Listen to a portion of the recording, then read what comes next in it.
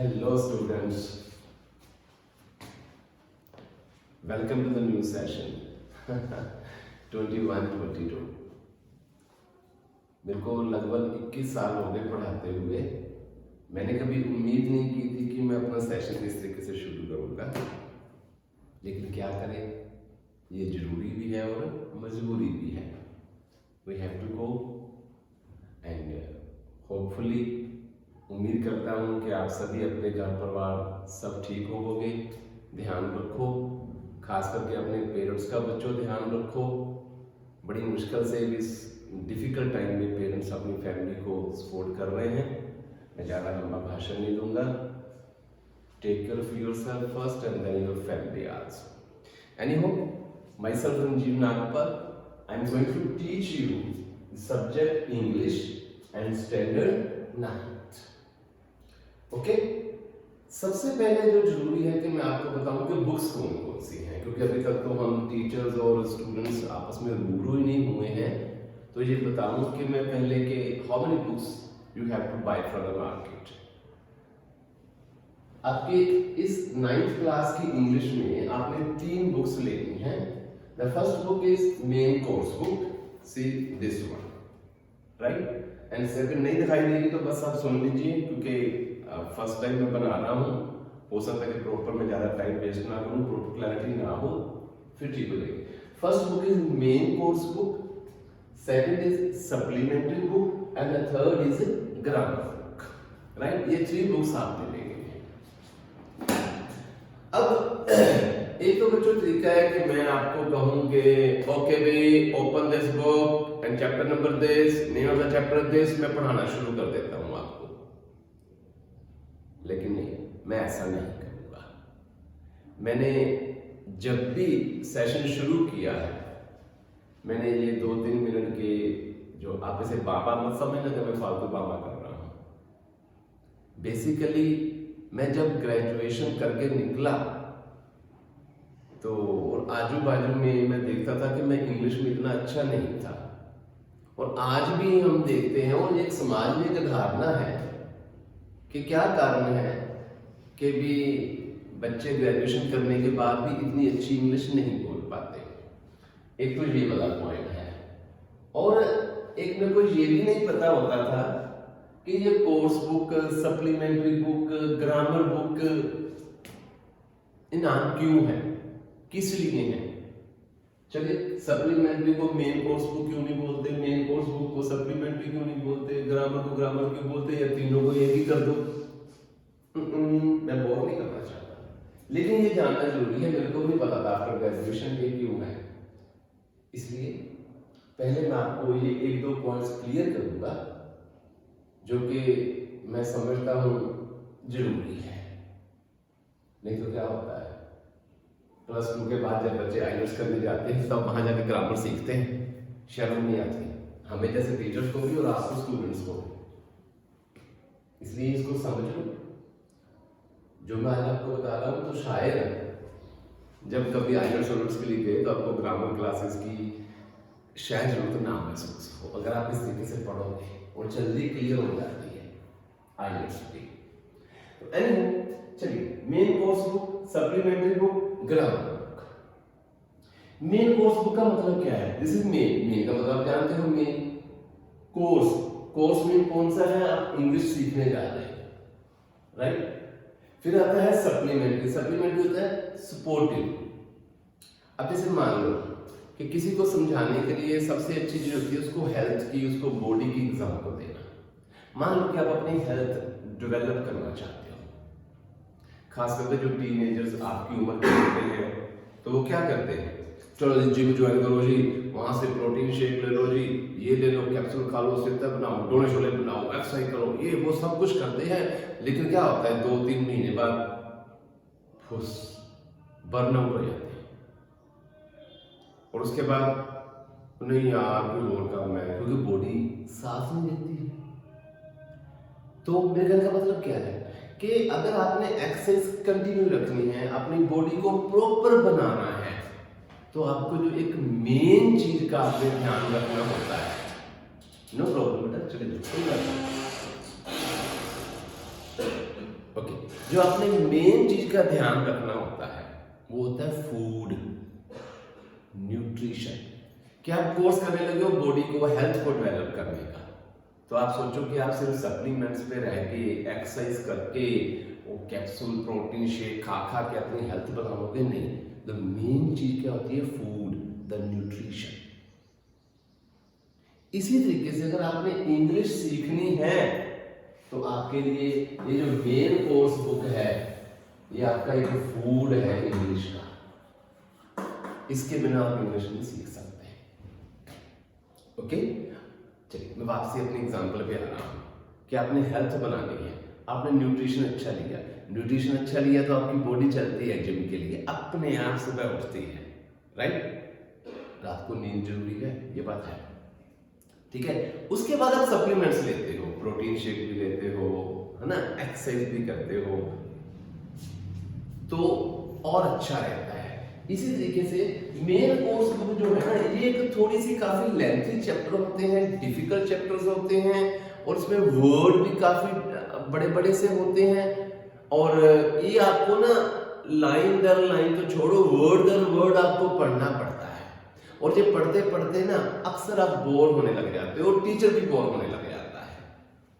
तो एक ट्रिक बनाई हुई है कि जब आप बोर होने लगो तो 2-3 चैप्टर इसके कराए, साथ में ये सप्लीमेंट्री बुक लेते हैं, इसको बोलते हैं स्पोर्टिव बुक। इसके चैप्टर थोड़े से छोटे छोटे होते हैं, and you are not supposed to read each and every word of the line, you have to just understand the overall view of the chapter, ताकि आपकी जो इधर बोरियत है या आपकी थकावट है वो यहाँ पे आके निकल जाए।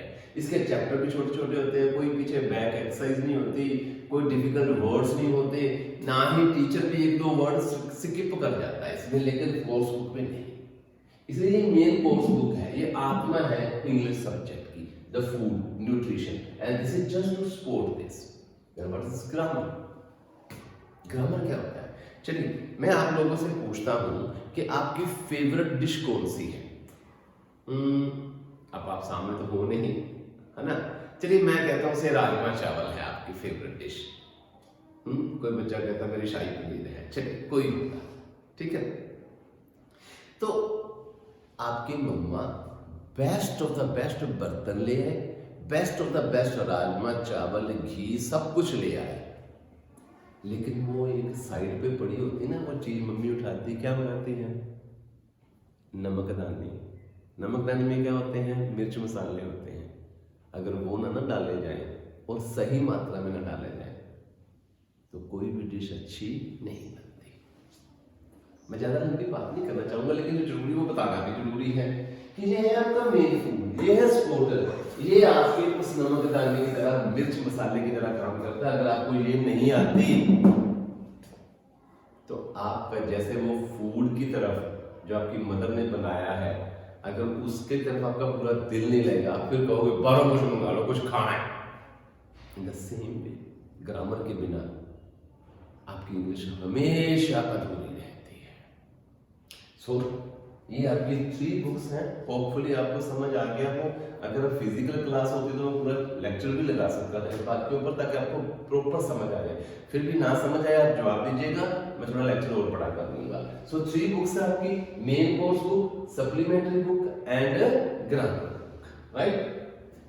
फिर एक बात ये आती है बच्चों कि क्या ऐसा कारण है कि मेरे साथ भी ऐसे हुआ था, शायद आपके साथ भी हो रहा हो, क्योंकि सोसाइटी में तो ये कहा जाता है कि ग्रेजुएशन करने के बाद भी लोग पता नहीं किन किन स्कूलों में बड़े बड़े छोटे छोटे पता नहीं क्या भी कहते हैं, पढ़ते हैं, कॉलेज जाते हैं, लेकिन फिर भी जब कभी मिलते हैं,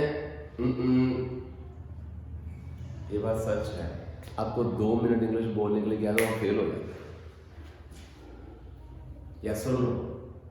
मैं नहीं कहूंगा यस या नो। क्या ऐसा कारण है? देखो, अगर आपने कपड़े पहनने हैं,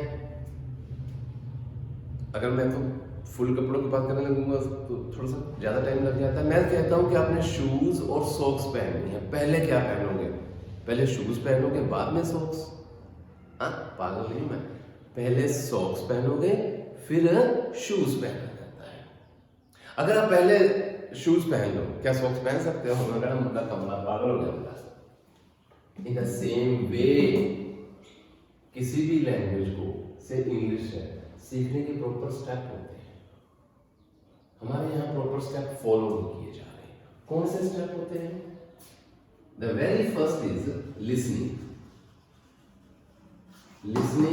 then is speaking, then is reading, third is reading and fourth is writing. क्या मतलब क्या है इसका? मेरी बात सुन लीजिएगा। इतने साल इंग्लिश सीखने के बाद इंग्लिश प्रॉपर क्यों नहीं आती? क्योंकि प्रॉपर स्टेप भी फॉलो करते हैं, इसको समझ लेना। सबसे पहले मैंने कहा लिसनिंग, देन कहा स्पीकिंग, रीडिंग एंड राइटिंग। आपने देखा होगा पंजाबी बोलने के लिए, पंजाबी लिखने के लिए आपको इतनी मेहनत नहीं करती।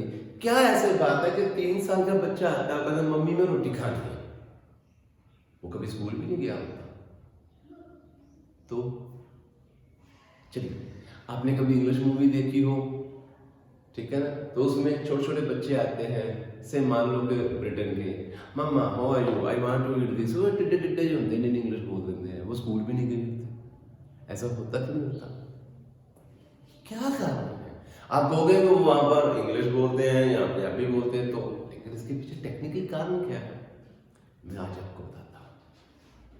आपने देखा होगा कि किसी हॉस्पिटल में जब किसी बच्चे का बर्थ होता है, ठीक है ना, सबसे पहले जो रिश्तेदार आते हैं क्या कहते हैं, हाँ भी मुबारक, मुबारक भाई, सब ठीक ठाक है। वो बच्चे के कान में क्या जाती है? वो लिसन करता है लैंग्वेज को। इस दुनिया में आते ही सबसे पहला काम करता है वो लिसनिंग ऑफ पंजाबी या कोई इंग्लिश जो भी है। फिर वो थोड़ा सा चलने लगता है, बोलने लगता है, तो वो बोलता है मम्मा, मामा, काचू। तो उसकी मम्मी कहती है काचू नहीं, चाकू। पानी को बोलता है माई, मम्मी बोलती है माई नहीं बेटा, पानी। तो दूसरा स्टेप आता है स्पीकिंग।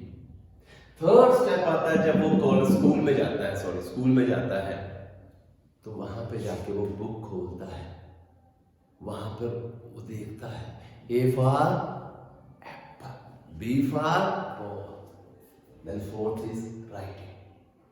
आप बोलोगे तो हमें भी पता है, लेकिन होता क्या है कि अमूमन आजकल क्या होता है कि जब बच्चा स्कूल में जाता है तो पेरेंट्स की फटाफट उम्मीद होती है कि हमारे बच्चे को एबीसी लिखनी आ जाए, तड़ा तड़ सबसे पहले एबीसी लिखनी आनी चाहिए।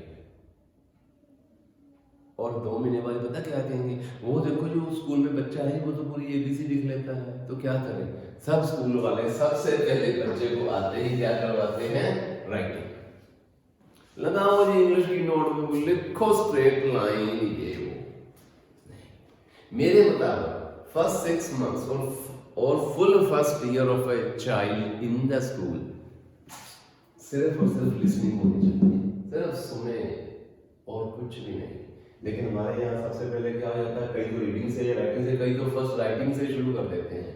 अब सीधी सी बात है, पहले अगर शूज पहन लोगे तो सॉक्स नहीं पहने जाएंगे।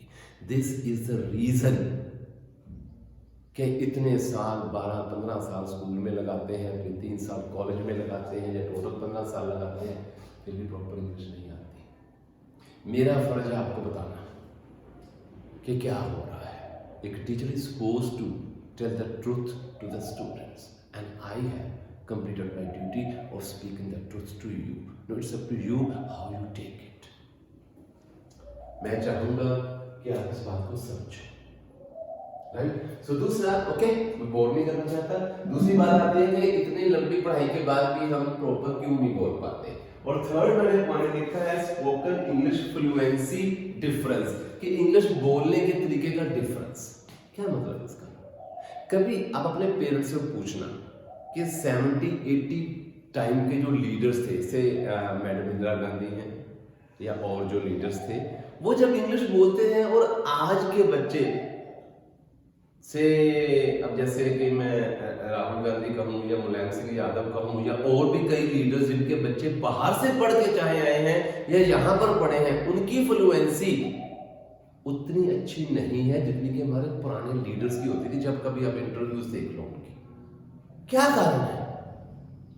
उसका एक कारण ये है कि जब हमारे देश में इंग्लिश पढ़ाई जाने लगी बाय द ब्रिटिश गवर्नमेंट, तो उस समय जो टीचर्स थे they were being brought back from the England, वो वहां से आते थे।